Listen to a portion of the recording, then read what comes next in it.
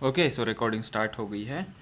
Elasticity के आज कुछ फैक्ट्स लिखेंगे और हम कुछ सेल्फ वेट का कुछ एक डेरिवेशन करेंगे, उसके ऊपर के क्वेश्चंस करेंगे।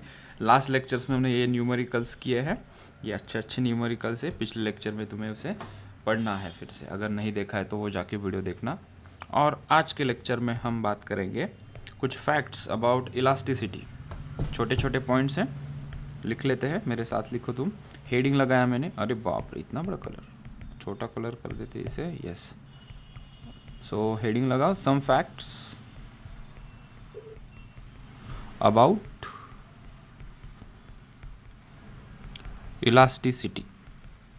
इलास्टिसिटी के बारे में कुछ फैक्ट्स। पहला फैक्ट कि for a material modulus of elasticity is a constant and it is a measure of its stiffness और elasticity। स्टिफनेस और इलास्टिसिटी बताता है हमें मॉड्यूलस ऑफ इलास्टिसिटी। ठीक है, क्या है ये मॉड्यूलस ऑफ इलास्टिसिटी जो स्टिफनेस बताएगा, इसका क्या मतलब है? दो एग्जांपल से समझते हैं इसे। एक एग्जांपल मैं यहाँ पे लिखता हूँ, बहुत ही सिंपल है। ठीक है, एक स्टील रॉड लेता हूँ, ये स्टील रॉड मेरे पास है, this is a steel rod. इस स्टील रॉड को मैं अगर बीच में से कट कर दूँ, स्टील रॉड को हम यहाँ से कट कर देते हैं, तो इसके दो पार्ट्स बन गए अभी, ये एक और ये दूसरा। तो अगर स्टील रॉड को कट करने से क्या फ़र्क गिरेगा? लेंथ कम हो जाएगी। This is let's say steel. इसका अगर यंग्स मॉडुलस या मॉडुलस, कोई भी मॉडुलस, मैं सिर्फ यंग्स मॉडुलस ले रहा हूँ, तीन मॉडुलस हमारे पास है ना, bulk modulus, Young's modulus and rigidity वाला मॉडुलस। उसमें से मैं कहता हूँ कि कोई भी एक मान लो कि यंग्स मॉडुलस है, तो ये रॉड का यंग्स मॉडुलस और उसको कट करने के बाद इन दोनों पोर्शन का भी यंग्स मॉडुलस सेम होगा। सो यंग्स मॉडुलस डिपेंड नहीं करता कितनी लेंथ बड़ी है तो यंग्स मॉडुलस भी बड़ा होगा, नहीं। इट डिपेंड्स अपॉन मटेरियल कौन सा यूज़ किया है। स्टील है ना, कितने भी छोटे छोटे पोर्शन करेंगे, छोटे पोर्शन का और ये बड़े पोर्शन का यंग्स मॉडुलस सेम रहेगा। In general we will say modulus of velocity is constant. जब तक हम उसके अंदर कोई केमिकल रिएक्शन या इसको हीट नहीं करते तब तक मॉडुलस ऑफ इलास्टिसिटी चेंज नहीं होगा। कट करने से तो बिल्कुल ही नहीं होगा। ठीक। और एक दूसरा एग्जांपल, क्या पता चलता है मॉडुलस ऑफ इलास्टिसिटी से? हम पहले डिस्कस कर चुके हैं। It is a measure of stiffness. Measure of stiffness का मतलब क्या है? कोई एक दीवार है, this is a second example, let's take an another example too. एक स्प्रिंग लेते हैं, पतली सी स्प्रिंग लेते हैं एक, ये पतली सी स्प्रिंग, ठीक है, इसको हम यहाँ से खींचेंगे। और एक मोटी सी स्प्रिंग मुझे चाहिए, थोड़ी मोटी स्प्रिंग है, ये मोटी स्प्रिंग है।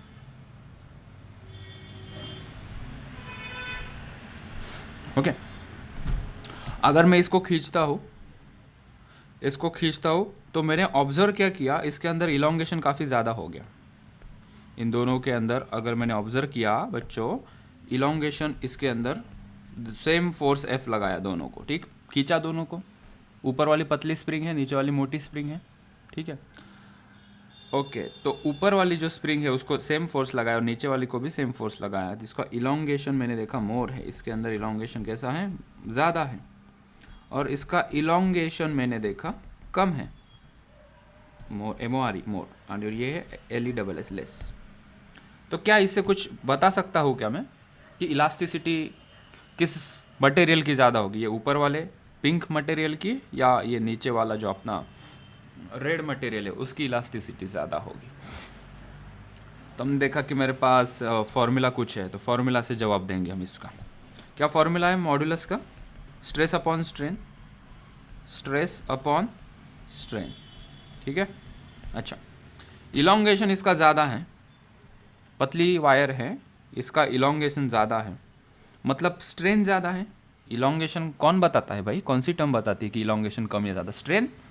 स्ट्रेन का काम ही है ना, चेंज इन डायमेंशन, जो कम हो रहा है ज़्यादा हो रहा है वो बताओ। तो इसका इलोंगेशन ज़्यादा हो रहा है, मतलब यहाँ पे डिनोमीटर बड़ा है ना, डिनोमीटर अगर बड़ा है तो ये क्वांटिटी कैसी होगी बेटा, छोटी होगी ना। सेकेंड सिचुएशन में देखते हैं हम, इस मटेरियल का सेम अमाउंट ऑफ फोर्स, इसको भी लगाया हमने रेड वायर को, इलोंगेशन इसका कम है, इलोंगेशन कम है मतलब स्ट्रेन इसका क्या है, कम है, मतलब इसका मॉड्यूलस कैसा है, ज़्यादा है। सो विच इज़ मोर इलास्टिक, नीचे वाली wire is more elastic. Moral of the story क्या है, जिसका इलोंगेशन कम होता है, रिलेटिवली सेम फोर्स अगर हम लगाएंगे दो डिफरेंट मटेरियल को, और हम देखेंगे जिस मटेरियल का इलोंगेशन कम है भैया वो मोर इलास्टिक है। Hence we can say, hence steel is more elastic than rubber, more elastic than rubber। Steel rod को सेम फोर्स लगाओ और वही सेम फोर्स रबर को लगाओ, किसका इलोंगेशन ज़्यादा देखने को मिलेगा, रबर का। तो रबर ज़्यादा इलोंगेट हो गया तो उसका मॉड्यूलस ऑफ इलास्टिसिटी कम है, इलोंगेशन ज़्यादा हो गया मतलब ये डिनोमीटर ज़्यादा तो मॉड्यूलस कम। स्टील का इलोंगेशन कम है तो उसका मॉड्यूलस ऑफ इलास्टिसिटी क्या है, ज़्यादा है, because steel is a elastic body right. So hence steel is more elastic than rubber, याद रखना ये, ठीक है। और ये जो दूसरा पॉइंट मैं बोल रहा था वो भी लिख लेते हैं। फॉर हाई वैल्यू ऑफ ई, ई मतलब क्या, मॉड्यूलस, ये वाई भी हो सकता है, ये जी भी हो सकता है, ये बी भी हो सकता है। वाई इज यंग्स मॉड्यूलस, ये मॉड्यूलस ऑफ रिजिडिटी, और ये बल्क मॉड्यूलस। इन जनरल हम इसको ई से डिनोट कर रहे हैं। For high value of E, then for large stress, strain will be less. साधारण भाषा में स्टील का इलोंगेशन कम होगा क्योंकि स्टील का ई की वैल्यू, मॉड्यूलस की वैल्यू बड़ी है, तो ज़्यादा स्ट्रेस करने से मतलब ज़्यादा फोर्स लगाने से भी इसका स्ट्रेन मतलब इलोंगेशन कम ही देखने को मिलेगा। In steel is more elastic than rubber. E की वैल्यू ज़्यादा तो हायर फोर्स लगाने से भी इलोंगेशन कम देखने को मिलेगा। सो वी विल से कि भैया ये अच्छा इलास्टिक मटेरियल है। रबर को देखो, फोर्स लगा दो बहुत लंबा इलोंगेशन हो जाएगा, स्ट्रेस की वैल्यू ज़्यादा हो जाएगी और स्ट्रेन भी काफ़ी ज़्यादा देखने को मिल रहा है, तो हम कहेंगे कि वो मटेरियल की इलास्टिसिटी रिलेटिवली कम है। और दूसरा पॉइंट पेजेस ऐड करते हैं।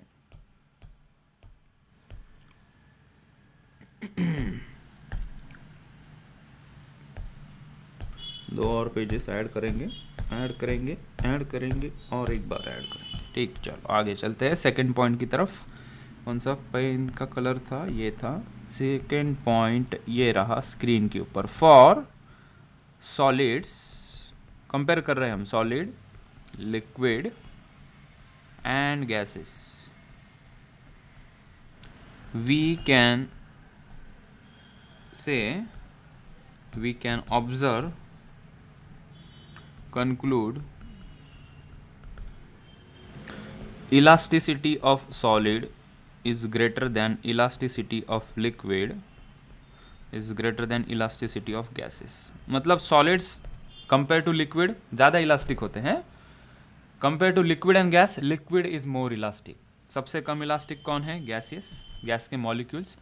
ये हम देखेंगे काइनेटिक थ्योरी ऑफ गैसेस में, ये टॉपिक भी हमारे पास है काइनेटिक थ्योरी ऑफ गैसेस में, जहाँ पे हम गैसेस का pressure, volume, temperature, PV is equals to nRT, इसकी बात करेंगे। इलास्टिसिटी ऑफ लिक्विड की ज़्यादातर बात नहीं होती, लेकिन इसके भी टॉपिक हमारे पास है फ्लूइड्स जब हम पढ़ेंगे। सॉलिड तो अभी ये करंट टॉपिक में हम पढ़ रहे हैं, बट हमें ये चीज़ पता होनी चाहिए कि solid are more elastic than liquid. पानी के अंदर हाथ डाल के देखो, उसके अंदर के मॉलिक्यूल देखो, मॉलिक्यूल का इंटरमॉलिकुलर फोर्स ऑफ अट्रैक्शन कम होता है, सॉलिड का इंटरमॉलिकुलर फोर्स ऑफ अट्रैक्शन ज़्यादा होता है, गैसेस का दोनों से कम होता है। So intermolecular force of attraction ने डिफाइन किया कि कौन ज़्यादा इलास्टिक है compare to three state of gases, three state of matter. Solid is more elastic than liquid और liquid is more elastic than gas.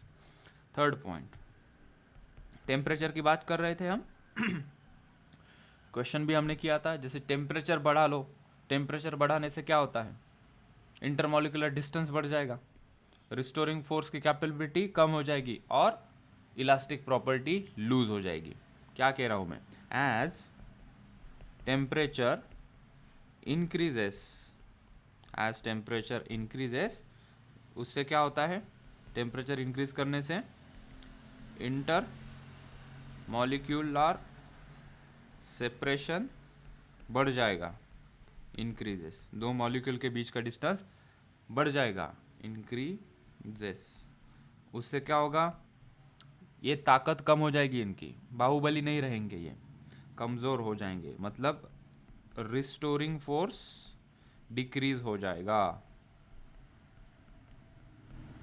Restoring force decrease होने से क्या हो जाएगा, value of elastic modulus, elastic modulus समझते हो ना, Young's modulus, bulk modulus और तीसरा शियर मॉड्यूलस, तो इसको हमने कॉमन नाम क्या दिया, इलास्टिक मॉड्यूलस, विल डिक्रीज और लोअर,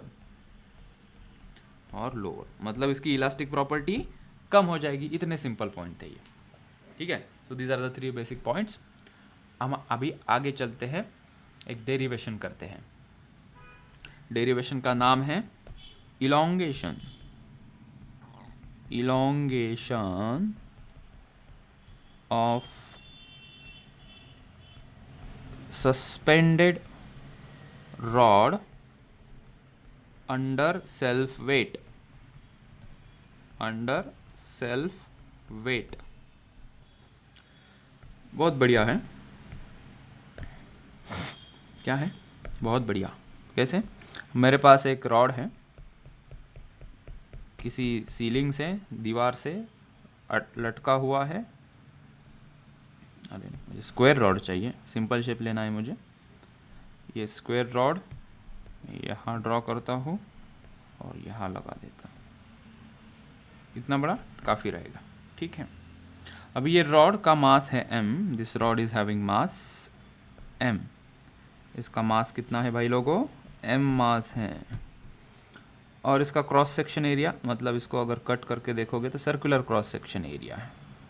क्रॉस सेक्शन एरिया अगर किसी को क्लियर नहीं तो मैं बता दूँ, मेरे को वीडियो ऑन करने दो। ये पेंसिल है ना, कैसे दिख रही है पेंसिल, सिलेंड्रिकल शेप की है।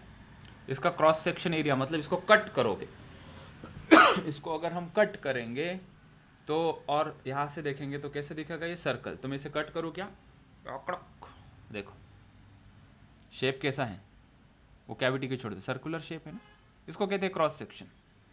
तो किसी मटेरियल को कट करोगे तो उसे कहेंगे क्रॉस सेक्शन।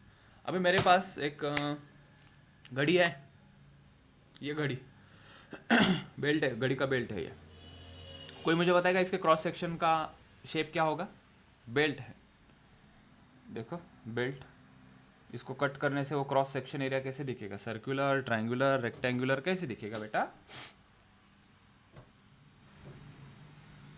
Rectangular, right. तो वो क्रॉस सेक्शन एरिया होता है। और कोई एग्जांपल तुम्हें कैसे बताऊं, हाँ इस फोन ले लो, वीडियो तो ऑन है बेटा, देखो वो साइड में देखो, हाई कर रहा हो, हेलो। नहीं सर, आपका नहीं दिख कैमरा रहा ऑफ है सर, नहीं दिख रहा। फ्रंट कैमरा शायद, मेरा तो ऑन है यार, मैं खुद को देख पा रहा हूँ यार। कैमरा ऑन है सर पर आप नहीं दिख रहे। मैं गायब हो गया ब्लैक दिख रहा। कुछ, ठीक है। तो मैंने एक सिलेंड्रिकल शेप का रॉड लिया है जिसका क्रॉस सेक्शन एरिया है A, इसका क्रॉस सेक्शन एरिया A है, लेबल कर रहे हैं बस, कुछ नहीं। अगर इसको काटोगे तो ये सर्कुलर शेप दिखेगा, क्रॉस सेक्शन एरिया A, ठीक है। स्क्रीन तो शेयर हो रही है ना बच्चों, मतलब पता चला क्लास के बाद सर स्क्रीन ही नहीं शेयर हो रही है। Can you see on screen, yes no में आंसर मिलेगा। Yes sir. चलो, और इस रॉड की जो मैंने लेंथ ली है, ओके, रॉड की लेंथ हमने कंसिडर की है कि L लेंथ का रॉड है, मास M है इस रॉड का, और A इसका क्रॉस सेक्शन एरिया है। जब इसको यहाँ से सीलिंग से ये हैंग करेगा तो ड्यू टू ग्रेविटी या ग्रेविटेशनल फोर्स ये इलोंगेट होगा, कुछ अमाउंट का इलोंगेशन इसके अंदर होगा, थोड़ा इलोंगेशन इसके अंदर होगा, भले ही विजिबली ना हो, माइक्रोस्कोपिकली होगा अगर ये इलास्टिक मटेरियल है तो हमें फॉर्मूला निकालना है कि भाई because of self weight, because of mass m of this rod, इसके अंदर कितने मिलीमीटर का कितने सेंटीमीटर का इलोंगेशन होगा, उसका कोई फॉर्मूला होगा क्या? हमने कहा होगा फॉर्मूला, डिराइव करते हैं। चलो लेट्स डिराइव दिस फॉर्मूला। तो for that what we will consider now, tension in the rod T. So tension सबसे पहले हम डिफाइन करते हैं, tension in the rod, rod के अंदर कितना टेंशन होगा। तो रॉड के अंदर कितना टेंशन होगा, तो हम एक छोटा सा एलिमेंट कंसिडर करते हैं। छोटा सा एलिमेंट, मान लो कि यहाँ पे एक एलिमेंट कंसिडर करते हैं, एक छोटा सा पोर्शन ऑफ दिस रॉड, टिंग टिंग टिंग टिंग टिंग टिंग टिंग, जिसकी लेंथ है, टोटल रॉड की लेंथ L थी, मैं एक छोटा सा एलिमेंट ले रहा हूँ जिसकी लेंथ है dx। dx वाला फंडा पता है ना तुम लोगों को, छोटा सा एलिमेंट लेते हैं, उसको इंटीग्रेट करके पूरा आंसर निकालते हैं, वही फंडा यहाँ लगाने वाले हैं। छोटा सा एलिमेंट ले लिया भाई लोगों, dx, ठीक है। अभी मुझे इस dx का मास चाहिए, इस dx का मास चाहिए, और ये dx के ऊपर कितना टेंशन लग रहा है वो मुझे कैलकुलेट करना है। फिर से एक बार करने क्या जा रहे हैं, इस रॉड के ऊपर टोटल कितना इलोंगेशन होगा वो हमें कैलकुलेट करना है। इलोंगेशन क्यों होगा, बिकॉज ऑफ ग्रेविटी, ग्रेविटी नीचे खींचेगी तो ये पूरा रॉड खींचा चला जाएगा, मतलब रॉड के अंदर टेंशन आएगा। रॉड के अंदर क्या आएगा, टेंशन आएगा। हमने कहा शुरुआत कैसे करें, हमने कहा कि एक छोटा सा एलिमेंट कंसिडर करो, इस एलिमेंट के अंदर कितना टेंशन क्रिएट हो रहा है वो कैलकुलेट करो, और इस एलिमेंट का कितना इलोंगेशन हो रहा है वो कैलकुलेट करो, और इंटीग्रेट करके पूरे रॉड के लिए तुम्हारा इलोंगेशन का आंसर बड़े आसानी से आ जाएगा। तो हम अभी करते हैं कि इस dx एलिमेंट को, dx एलिमेंट कहाँ है, नीचे से x डिस्टेंस पे हमने लिया है, ऐसा मानते हैं, from x distance from the bottom, let's consider dx element हमने लिया। सो हमने एक टर्म यहाँ पे निकालते हैं, tension in the rod at a distance x, at a distance x from bottom, from bottom, ठीक है। टोटल रॉड का मास m है, ये टोटल रॉड जो है ना भैया, इसका मास m है, और उसकी लेंथ कितनी है, l, मतलब ये m मास l लेंथ पे फैला हुआ है, mass per unit length. This m rod is distributed through l length. So mass per unit length, ये एक टर्म पता है हमें, मास पर यूनिट लेंथ, लैम्डा से डिनोट करते थे ना हम इसको, mass upon length L, mass upon length L, हम ऐसे डिफाइन करते थे, राइट, ओके।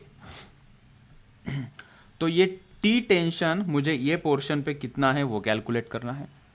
सुनो बात को, बहुत ज़रूरी बात है, ये समझ गए तो आगे का फिर तो हाईवे ही है।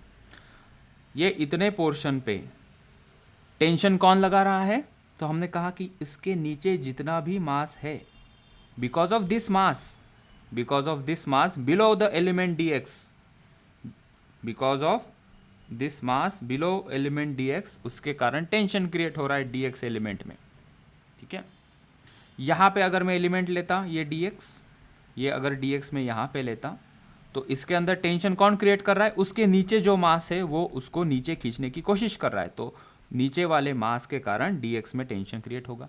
ऊपर वाला मास थोड़ी ना कंट्रीब्यूट करेगा इसके अंदर टेंशन में, नीचे वाला, ठीक है। तो मास पर यूनिट लेंथ में डिफाइन कर रहा हूँ लैम्डा से, m अपॉन l। मुझे इतने पोर्शन का मास चाहिए, इतने पोर्शन का मास चाहिए, तो मैंने सोचा कि मास पर यूनिट लेंथ तो कांस्टेंट होगा, तुम पूरे रॉड का मास पर यूनिट लेंथ ले लो, या इतने पोर्शन का मास पर यूनिट लेंथ ले लो। जैसे समुंदर की डेंसिटी देखो, या समुंदर से एक बूंद पानी निकालो, उसकी डेंसिटी देखो, तो डेंसिटी तो सेम रहेगी, इसलिए वैसे ही हम यहाँ पे मास पर यूनिट लेंथ निकाल रहे हैं, that is mass density upon length. So वो होगी m/l, which is also equal to, क्या लिख सकते हैं हम, ये जो है मास, इस मास को हम कहेंगे m डैश अपॉन कितने लेंथ में फैला हुआ है, वो x लेंथ में फैला हुआ है, ठीक है। सो मुझे यहाँ से m डैश मिल जाएगा, m dash is equals to, if I equate this to equation, मतलब इस पोर्शन का मास कितना डिफाइन किया मैंने, लेट से वो मास है m डैश, ठीक है। मास पर यूनिट लेंथ है मास अपॉन लेंथ, सो m डैश अपॉन x किया, वो कांस्टेंट होती है इसलिए m अपॉन l के बराबर किया, this is mass m distributed over length l। तो मुझे यहाँ से एक रिलेशन मिल जाएगा m डैश का, x इधर लेके आओ तो वो क्या हो जाएगा mx अपॉन l। सो मुझे m डैश मिल गया इन terms of total mass of the rod and total length of the rod. ठीक है, इसको लेके क्या करेंगे, हम टेंशन निकालेंगे। टेंशन निकालना है ना हमें, टेंशन इन द रॉड, कितना टेंशन क्रिएट होगा इस पोर्शन में, कितना टेंशन क्रिएट होगा, mg नीचे लगेगा, टेंशन यहाँ पे ऊपर लगेगा। So T is equals to क्या होगा, so T is equals to होगा m dash into g, tension in the rod for this segment, इतने सेगमेंट में कितना टेंशन क्रिएट होगा, हमने कहा m dash into g, m dash into g, और ऊपर टेंशन T लगेगा, नीचे m डैश इंटू जी और ऊपर क्या लग रहा है, टेंशन T लग रहा है ये सेगमेंट के लिए। So T is equals to m dash g लिखा, और यही m डैश की वैल्यू हम ये पुट करना चाहते हैं, तो मुझे T मिल गया, T is equals to m dash को लिखा मैंने mx upon l into g. So tension in this particular region मुझे मिल गया, यहाँ पे कितना टेंशन क्रिएट हुआ भाई, ये सेगमेंट में, ये dx सेगमेंट में कितना टेंशन क्रिएट हुआ, इतना। ओके अच्छा, ये टेंशन से क्या होगा, dx एलिमेंट इलोंगेट होगा, dx जो एलिमेंट हमने लिया है वो थोड़ा इलोंगेट होगा because of this tension created by the नीचे वाला पोर्शन। हम उसे डिफाइन करते हैं, मैं इसे थोड़ा छोटा कर देता हूँ, ये थोड़ा हो गया छोटा, ठीक है, पेन की साइज़ भी थोड़ी छोटी। ये हो गई स्टेप नंबर 1। हम स्टेप नंबर 2 निकालते हैं, हम डिराइव कर रहे हैं, इसका एंड रिजल्ट बहुत ज़रूरी है हमें, और स्टेप को समझना भी उतना ही ज़रूरी है। सेकेंड स्टेप में हमें अभी क्या करना है, इलोंगेशन निकालना है इसका, dx एलिमेंट का इलोंगेशन कितना है। ठीक है, कंसिडर करते हैं if dy is the elongation in elemental segment dx, pictorially भी तुम लोगों को मैं दिखा दूं, ये हमारा dx एलिमेंट था ना, इतना टिक टिक टिक टिक टिक टिक टिक टिक, ये थोड़ा सा इलोंगेट हो गया, ये थोड़ा सा इलोंगेट होगा, तो ये dx था और इसके अंदर इलोंगेशन कितना हो गया, dy, ऐसा हम दिखा रहे हैं। ठीक है, सो dy is the elongation in element dx। ठीक है, ओके, तो स्ट्रेन कितना प्रोड्यूस होगा और स्ट्रेस कितना प्रोड्यूस होगा वो हम बताएंगे, और यंग्स मॉडुलस के साथ उसको रिलेट करके हम फाइनली आंसर निकाल लेंगे। क्या कह रहे हो सर, मुझे पहले बताओ स्ट्रेन कितना प्रोड्यूस होगा। स्ट्रेन का फॉर्मूला क्या होता है, ये पर्टिकुलर एलिमेंट के लिए हम स्ट्रेन का फॉर्मूला लगा रहे हैं। चेंज इन लेंथ, कितनी चेंज हो गई लेंथ, कितना इलोंगेट हुआ, dy से इलोंगेट हुआ, तो मैंने लिखा यहाँ पे dy upon original length. Original length कितनी थी भाई, ये एलिमेंट की बात कर रहे हैं, तो ओरिजिनल लेंथ कितनी थी इसकी, dx। सो dy अपॉन dx, ये स्ट्रेन क्रिएट हुआ इसके अंदर, एंड यही एलिमेंट के अंदर स्ट्रेस कितना क्रिएट होगा, लॉन्जिट्यूडिनल स्ट्रेस ही क्रिएट होगा ना, और स्ट्रेन भी कौन सा क्रिएट होगा, लॉन्जिट्यूडिनल स्ट्रेन। ठीक, स्ट्रेस का फॉर्मूला क्या होता है, फोर्स अपॉन एरिया। फोर्स कितना लग रहा है यहाँ पे, टेंशन T जितना, tension T is creating the force upon cross sectional area कितना है इसका, A है। ठीक है, अच्छा, ये स्टेप नंबर 2 में आ गए, चलते हैं स्टेप नंबर 3 की तरफ। हमने यहाँ पे मास पर यूनिट लेंथ से मास का रिलेशन निकाला, टेंशन T की वैल्यू निकाली, मास का रिलेशन निकाला इतना, टेंशन T की वैल्यू निकाली, इतने एलिमेंट में जो यहाँ पे दिखा है उसका इलोंगेशन मतलब स्ट्रेन और स्ट्रेस निकाल के यहाँ पे हमने लिखा। यंग्स मॉडुलस निकालते हैं स्टेप नंबर 3 में। सो स्टेप नंबर 3 में आया मैं, इलोंगेशन हो रहा है अलॉन्ग द लेंथ, तो यंग्स मॉडुलस ही यूज़ करेंगे, बल्क यूज़ नहीं करेंगे, ना मॉडुलस ऑफ रिजिडिटी। क्यों, क्योंकि along the length he force लग रहा है, ग्रेविटी उसको along the length he force लगा रही है और लेंथ इसकी इंक्रीज हो रही है। तो Young's modulus is nothing but stress upon strain, longitudinal stress upon longitudinal strain लिखना चाहिए टू बी प्रॉपर, लेकिन हम उतने समझदार हो गए हैं अभी, उतना समझते हैं कि लॉन्जिट्यूडनल स्ट्रेस ही होगा वो, अगर यंग्स मॉडुलस की बात कर रहे हैं तो। स्ट्रेस अपॉन स्ट्रेन, स्ट्रेस कितना है भैया, T upon A upon strain कितना है भाई, dy अपॉन dx। ठीक है, थोड़ा सा रीअरेंज कर लेते हैं और हम हमारे आंसर के करीब हैं। y इज इक्वल्स टू, ये T नीचू आएगा और dx ऊपर को चला जाएगा, so this will be T into dx divided by A into dy, A into dy। हमें क्या चाहिए, हमें इलोंगेशन चाहिए, किसमें, पूरे रॉड में। हमने क्या किया, हमने dx एलिमेंट का इलोंगेशन निकाला, कितना, dy। मतलब dy के टर्म में इसे हम लिखेंगे और इसको इंटीग्रेट अगर हम कर देंगे तो मुझे टोटल रॉड का इलोंगेशन मिल जाएगा। तो in terms of dy we can write it as dy is equals to t into dx divided by a into ये y। सही लिखा ना मैंने? ये y नीचे आ जाएगा, dy ऊपर चला जाएगा, बस इतना सा अंतर है। अभी यहाँ पे क्या करना है, हम t की वैल्यू सब्स्टिट्यूट कर देते हैं। t की वैल्यू कितनी है, ये इतनी वैल्यू है। इसको मैं बॉक्स कर देता हूँ। तो this is our t value which is important. उसके लिए तो हमने मास पर यूनिट लेंथ लिया था, ठीक है। और इन दी एलिमेंटल सेगमेंट dx थोड़ा यहाँ लिख देता हूँ, ठीक है, मुझे जगह मिलेगी।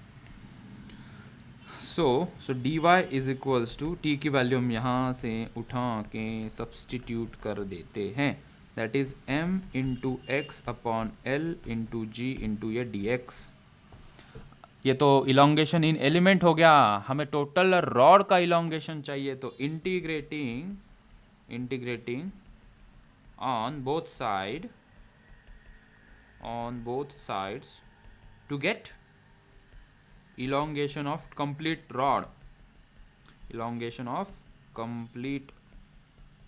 rod, ठीक है।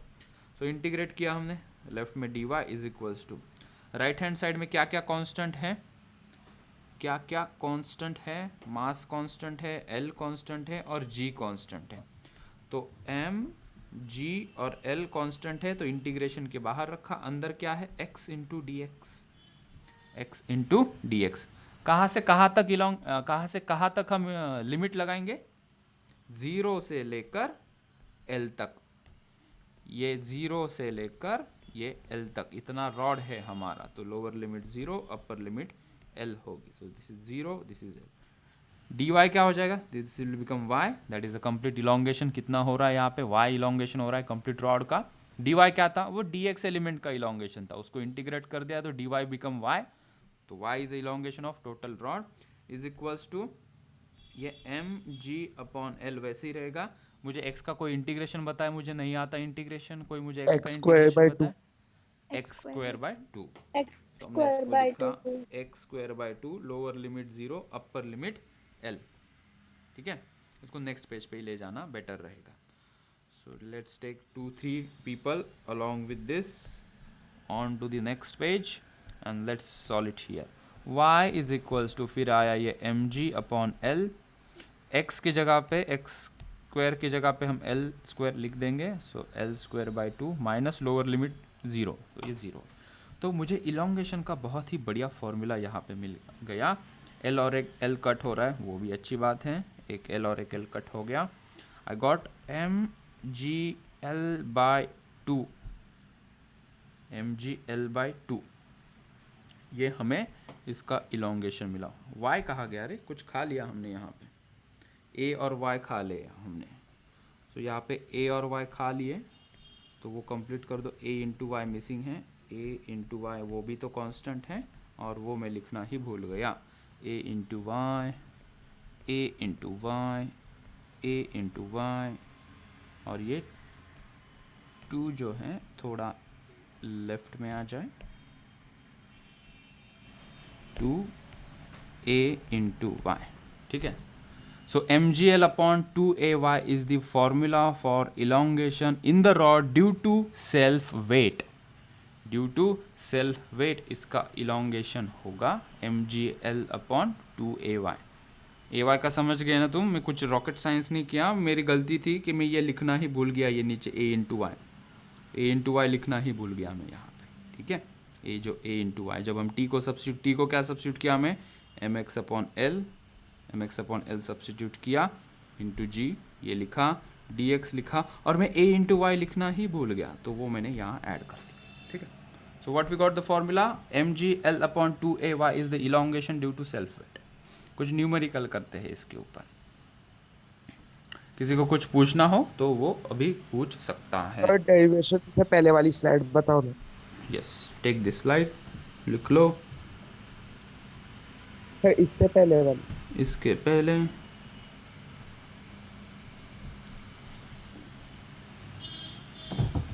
हाँ सर हो गया। क्वेश्चन करते हैं टू अंडरस्टैंड दिस डेरिवेशन। एक एग्जांपल है हमारे पास, example find the total elongation in combination of wires as shown in figure। तो हमारे पास एक फिगर दी है,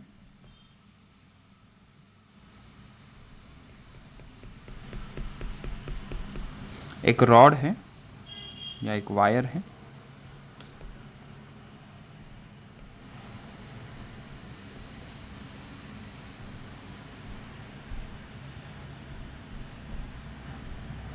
इसके नीचे एक वेट है,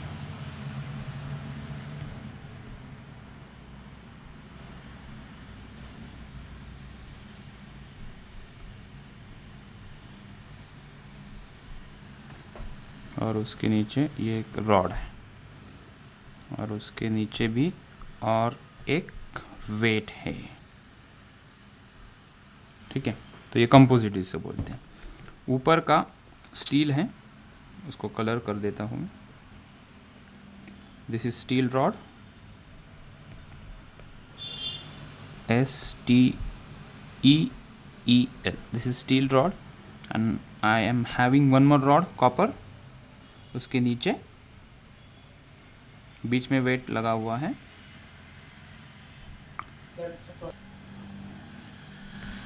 और ये है COPPER, कॉपर वायर। ठीक है, यहाँ पे 6 किलो का वेट है और यहाँ पे 2 kg का वेट है। ठीक है, यहाँ पे वायर, स्टील वायर का यंग्स मॉडुलस दिया है 2 × 10⁻11 न्यूटन पर मीटर स्क्वायर, और यहाँ पे इसका यंग्स मॉडुलस दिया है of copper wire is 1 × 10⁻11 Newton पर मीटर स्क्वायर। ठीक है, इसकी लेंथ यहाँ पे गिवन है इस रॉड की 2 मीटर, और यहाँ पे इसकी लेंथ दी है 1 मीटर। ठीक है, इसका क्रॉस सेक्शन एरिया दिया है 2 सेंटीमीटर स्क्वायर, और एक कॉपर वायर है, इसका भी क्रॉस सेक्शन एरिया गिवन है 2 सेंटीमीटर स्क्वायर। ठीक है,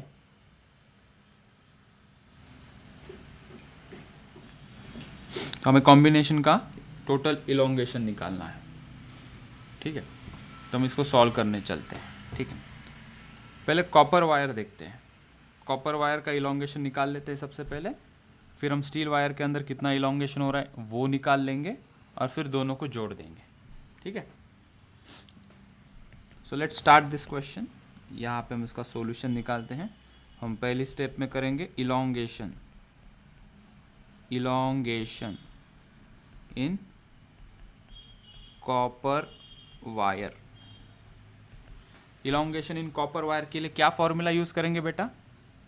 इलोंगेशन के लिए क्या फॉर्मूला यूज करेंगे? क्या हम ये फॉर्मूला यूज करेंगे mgl/2ay? क्या हम ये फॉर्मूला यूज करेंगे mgl/2ay? तो मैंने यहाँ पे लिखा y = mgl/2ay, ये हम यूज नहीं करेंगे। ठीक है, इसलिए तो क्वेश्चन लिया है मैंने। ये हम यहाँ पे ये फॉर्मूला नहीं यूज करेंगे, क्योंकि यहाँ पे ये जो स्टील वायर और कॉपर वायर ये मासलेस वायर है, इनका कोई वेट दिया है क्या? नहीं, उनके नीचे वेट लगाया है, उनके नीचे वेट लगाया है। ये खुद का स्टील का थोड़ी ना वेट है, ये दिस इज एक्सटर्नल वेट। मतलब एक्चुअली ये वायर कैसी है बेटा, ये ऐसी पतली सी वायर है और उसके नीचे ये वेट लगा हुआ है 6 kg का, और ये नीचे की वायर कॉपर की है ये, और उसके नीचे वेट लगाया है 2 kg का। तो इन वायर का थोड़ी ना मैंने मास तुम्हें दिया है। जब तक स्टील और कॉपर या कोई भी वायर का मास नहीं गिवन है ना, तब तक उनका सेल्फ वेट के कारण इलोंगेशन नहीं होगा। अगर वो वायर के अंदर मास ही नहीं है, मासलेस वायर है, तो उसके कारण क्यों इलोंगेशन होगा? यहाँ पे किसके कारण इलोंगेशन हो रहा है? Because of this 2 kg। तो ये फॉर्मूला हम यूज़ नहीं करेंगे, उसके लिए मैं नेक्स्ट क्वेश्चन में लूँगा। हाँ, यहाँ पे मैं सिर्फ ऐसा देता, ये स्टील वायर है जिसका यंग्स मॉडुलस इतना, क्रॉस सेक्शन इतना, जिसकी लेंथ इतनी, और इसका मास गिवन है 2 kg। Then we can say इसका elongation due to self weight इतना होगा। आ रही है बात समझ में? तो फिर कौन सा फॉर्मूला यूज़ करेंगे सर? वही अपना पुराना कौन सा? अरे वो यंग्स मॉडुलस का कोई फॉर्मूला था ना हमारे पास, स्ट्रेस अपॉन स्ट्रेन, उसके अंदर डेल्टा एल मिलता था हमें, याद है तुम लोगों को? Young's modulus is equals to F L upon A into delta L, stress upon strain, force upon area, stress divided by strain, change in length upon original length. भूल गए इतने जल्दी? यहाँ से हम डेल्टा एल निकालते, so we want delta L कितना आएगा? F L upon A into Y. Sir ये तो नॉर्मल सा सवाल हो गया। जी हाँ, नॉर्मल सा सवाल हो गया। तो मैं यही बताने की कोशिश थी मेरी इस क्वेश्चन के द्वारा कि इलोंगेशन इन वायर का सीधा सीधा ये फॉर्मूला नहीं उठाना कभी भी कि इलोंगेशन का हमने formula due to self weight निकाला, नहीं। यहाँ पे ये जो स्टील और कॉपर वायर का कहीं मास दिया है क्या? कहीं क्वेश्चन में इनका मास दिया है क्या? देखो, स्टील और कॉपर का कहीं मास दिया है क्या? नहीं, मतलब वो मासलेस है वायर्स। तब ड्यू टू सेल्फ वेट कैसे हो सकता है? उसका खुद का ही मास नहीं, तो खुद के मास के कारण कैसे सेल्फ वेट होगा इंक्रीज, राइट? इसीलिए be careful about this questions. So जब ऐसा नहीं है, सेल्फ वेट के कारण इलोंगेशन नहीं हो रहा है, तो कैसे करेंगे? जो हम पहले करते थे वैसा। कैसे? यंग्स मॉडुलस का फॉर्मूला लिखा, stress upon strain that is F L upon A into delta L, ये याद होना चाहिए फॉर्मूला, और वहाँ से हमने डेल्टा एल निकाला। चलो अभी निकालते हैं फिर delta L in copper, delta L in copper, delta L in copper. फोर्स कितना लग रहा है उसके ऊपर? M g, that is 2 into g, 2 into 10 into total length कितनी है कॉपर वायर की? 1 metre, so into 1 divided by cross section area कितना है? 2 सेंटीमीटर स्क्वायर, मतलब 2 into 10 to the power -4। Young's modulus कितना है इसका? 1 इंटू 10 टू द पावर, मतलब 10 टू द पावर 11। तो डेल्टा एल कितना हो जाएगा इसका? Delta L of copper wire के अंदर elongation due to this external 2 kg weight कितना आ रहा है? 2 और 2 कैंसिल हो गया, -4 ऊपर जाएगा, so this will become 10 to the power 1 plus 4 minus 11। कितना आ रहा है ये? 10 to the power 5 minus 6 metre. So elongation in copper wire मुझे मिल गया 10 टू द पावर -6 मीटर। अभी हमें इलोंगेशन निकालना है स्टील वायर के अंदर। We want to calculate elongation in steel wire. तो ये स्टेप नंबर 1 हो गई कॉपर वायर के अंदर। अब इस स्टेप नंबर 2 में जाएंगे हम। निकाला एम जी 2 kg, ग्रेविटी खींच रही है 2 kg मास को, तो ये एम जी नीचे लगेगा, that is elongating this copper wire, correct? हाँ सर, हाँ सर। चलो अभी सेकेंड स्टेप, इलोंगेशन इन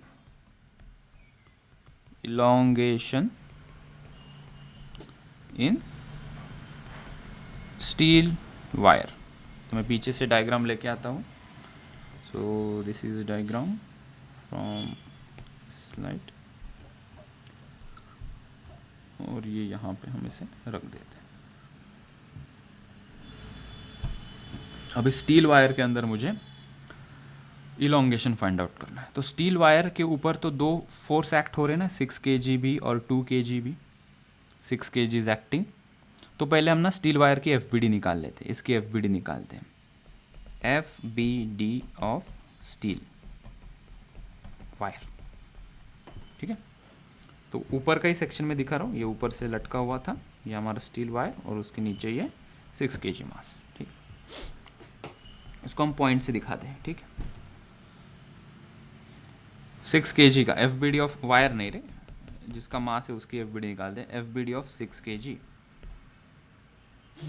तो ये पोर्शन में टेंशन ऊपर लग रहा है, tension is acting in the upward direction, let's say that tension is acting in T1 in the upward direction, और यहाँ पे कॉपर वायर के कारण नीचे टेंशन लग रहा है in the downward direction, that is T, ठीक है?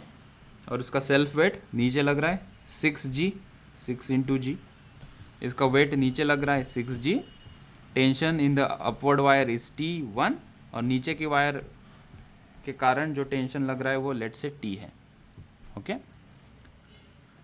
तो हमें इस T1 की वैल्यू फाइंड आउट करनी है। तो क्या इक्वेशन बनेगा? यहाँ से इक्विलिब्रियम में है, एक्सेलरेशन नहीं हो रहा है, तो हम लिखेंगे T1 is equals to 6G plus T, 6G plus T।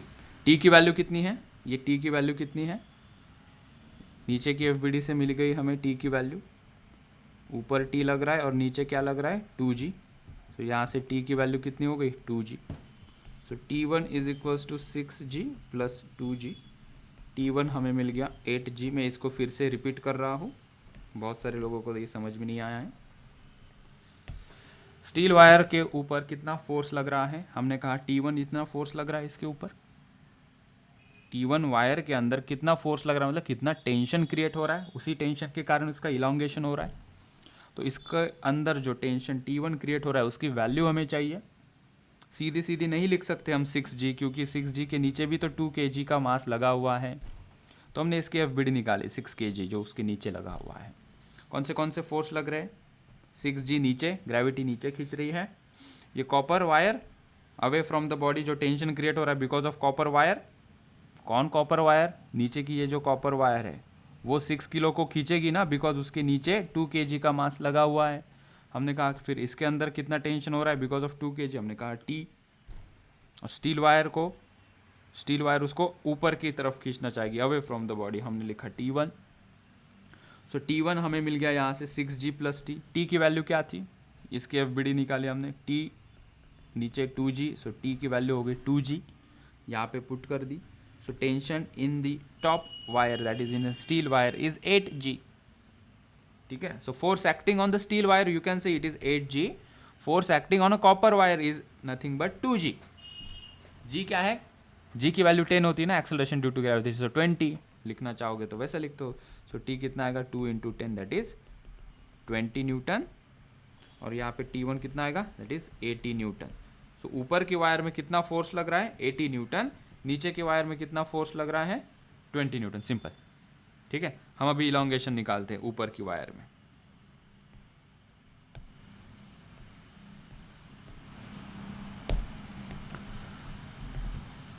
So delta L इन कौन सी वायर है, ये स्टील। फॉर्मूला क्या है, F L upon A into Y. Force कितना लग रहा है यहाँ पे 80 न्यूटन, इंटू लेंथ कितनी है स्टील वायर की 2 metre, area of cross section कितना है 2 centimetre square, so 2 × 10⁻⁻⁴। Young's modulus of steel wire 2 × 10⁻11।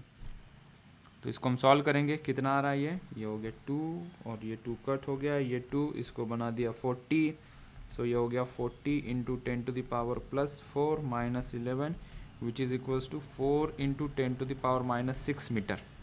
So elongation in steel wire मुझे मिल गया दोस्तों 4 × 10⁻6 मीटर, और हमारा कॉपर वायर के अंदर कितना था 10⁻6 मीटर। दोनों को ऐड कर देंगे, हमें टोटल इलॉन्गेशन पूछा है, total elongation in combination of wire. तो ये कितनी खींची जा रही है स्टील वायर, इतनी 4 × 10⁻6 मीटर। कॉपर वायर कितनी खींची जा रही है 10⁻6 मीटर। ऑब्वियसली इसका इलॉन्गेशन ज़्यादा होगा, ज़्यादा ही आया है नंबर। सो टोटल इलॉन्गेशन में कहाँ कंप्लीट करूँ, मैं यहाँ कंप्लीट कर देता हूँ with a green colour. So finally total elongation,